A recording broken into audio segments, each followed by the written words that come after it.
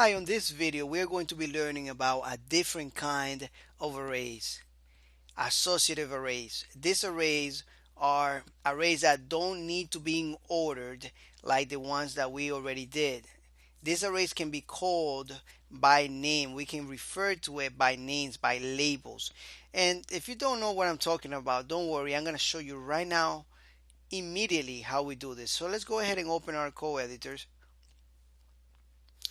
And for those of you that don't know where we are, remember that we are in localhost, demo, and here on this root directory, okay? This is what we're doing right here. And this is right here in my co-editor. Alright, so I'm just going to minimize this. And let's do a save as like we always do in a blank.html. Not blank.html, blank.php. I don't know why I don't get used to it. I don't even use HTML. But anyways, so we're going to call this arrays ASSOC for associative. I don't want to write the whole thing. All right. So let's open up our PHP tags and let's go ahead and jump right to it. We know that the regular arrays are defined like this. We have a variable right here, and then we can go ahead and write an array like this here, right? We know that. And this becomes an array, a regular array. We can put some values in here saying something like maybe, let's just put some numbers in here, 10, 20, 45. Well, actually that's 49. And then we can go ahead and echo it like this.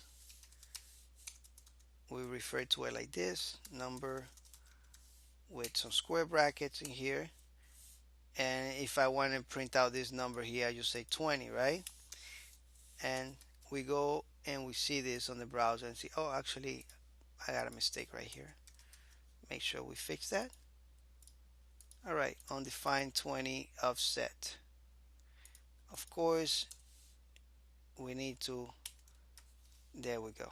All right, so we know that we can print out the values of an array like this. All right. All right, this is a normal array. Let's make an associative array and you're gonna see the difference immediately. Let me just put a break tag right here, so that way when we echo the next array, it will be on the next line. So let me show you what an associative array is. Let's call this names. All right, and very simple. We're gonna create the same keyword here, and we're using the old version of writing this. All right, we can use the shorthand version like this. Remember that, like this. But just for illustration purposes only, I want to write it like this. That way you know this is an array. All right. So an associative array has labels. We know that the first value here is in something called an index. This index is 0, this one is 1, and this one is 2, depending on the values that you got here.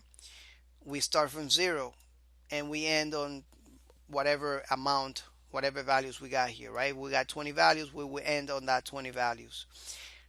And this is called, we know that this is called 0. So this needs to be in order. In order for me to print this out on the screen, I need to remember where this is and what spot this is. Right now we're printing out the third value, 0, 1, and 2 right here. So I need to remember that this is in that spot right there for me to print it. Imagine if I have 1,000 values inside this array. How am I going to remember where that specific value is, right? And let's say, for example, these were names. So if, let's say this was Jose here, and this was, I don't know, Maria, and this was Juanita. I don't know where I got all these names. I think Mexico or something.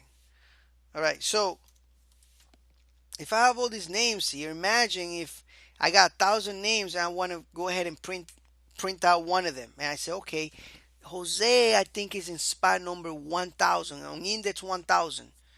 That would be crazy, right? Well, associative arrays are going to help us out. You see, we need these arrays in certain occasions, but for when labeling your data inside an array is important, you need associative arrays. When you don't care about the order of your data inside the array, then you can use the normal arrays, right? But right now we care about the data. I want to be able to find data inside my arrays by label. For example, if I have a list of names, I want to be able to find it in here. So I'm going to call this first name. Look at that. So this is going to be the index 0 compared to index 0 right here. But the only thing is that index 0, we're not showing it right here. I'm going to show it to you right now in the browser and in the print R structure, so that way you can get the better idea. But right here, we are replacing index 0 by this label. This is called the key, first name. And then we assign it a value like this. We use this equal and the greater than symbol, and we assign it whatever value we want. For example, I want this value to be named Edwin. All right. So if I show you this on the screen right now, I'm not gonna do an echo. What I'm going to do is I'm going to do print R just to show you. All right. And let me see right here. All right. Let me show you the top one too. Let me just comment this out, and let's do the print R also here. Print R. This is a really good thing because now we can refer to our data inside by name instead of by numbers. All right, so I have this array here on top. This is a regular array, by the way. All right. Let me put that break so that way you can see the difference. All right. Right here. All right. So now we have two arrays, one on each line. All right. So this 0 that you see here is the key of the normal array. And right now what we did with associative array, this is the associative array, this is the second one. We changed this key of 0, we change it to first name. You can see they basically the same. We got a little arrow here, and we got a little arrow here, but this little arrow in the normal array, we can't see it through here. All right, we can't see it. But if we use the print R function, we can see that they both are the same. The only difference that we're doing, the only different thing that we're doing is that we're changing the name of this key right here. This is called the key, and this is called the value. So we are changing the name of the key, the value of the key, right here, this 0 for a word, first name, and then we are referring to the value right here, and we're using this whole structure just like you see here in the back, right? Because this is something that is not available for regular people. If I don't use the print R function, if I just echo it, you won't be able to see that. So we are using the whole structure here. We're changing the index 0 for the first name label. So now we can refer to this by label. For example, if I want to echo this now, if I say echo, I just use names, and in between brackets here, I just say first name. Right here, look at this. First name. And I can refer to that value immediately. You see it right here, it says Edwin. Let me just take out the print R function out, and you can see that we can refer to the value inside the associative array by label. So if I have 1,000 lines of data inside here, I can say, you know what, I need the first name, and you can get the first name of that specific person. All right. You can get the last name. We can also make another one here, and all we have to do is remember we separate it by a comma. This is the same thing as a regular array. We separate by a comma, all right, and then we go ahead and write down again, for example, last name here. Let's just do underscore, and then we use the little equal and the greater than symbol, and we put the name, the value here, and say DS, right?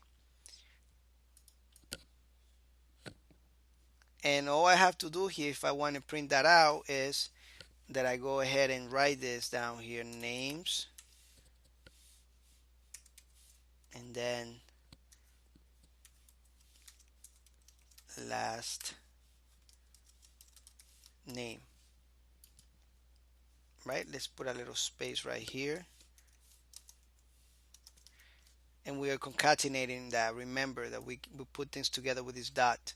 And this is a string, this is a space that I'm putting right here. And as you can see here, we were able to use labels to get our data out of this array. A lot simpler than using indexes. They're using numbers, using little, as you can see here, using this numbers. If I want to refer to a regular data inside an array, I would have to use numbers like number 0. And as you can see here, for that, for Juanita, I get Juanita when I put 0. And again, if you imagine if I have 1,000 lines like this, I would have to write, oh yeah, I remember on line 700, I had a name, John was there, or Peter was in 701. That would be very confusing. Of course, this is gonna give me a error here because I don't have number index 701. But if I did, um, it would print it out. But you can see where we can use associative array. Now we can refer to a data by labels instead of by numbers. And so that way it's going to be a lot easier to remember. We got more uses for this. But anyways, I just wanted to give you a little introduction on associative arrays here. That way you don't miss out on them because they are very important. And you're going to be learning about them throughout your programming career. Thank you again for watching this lecture, and hopefully you were able to get some valuable information, and I'll see you in the next one. Take care.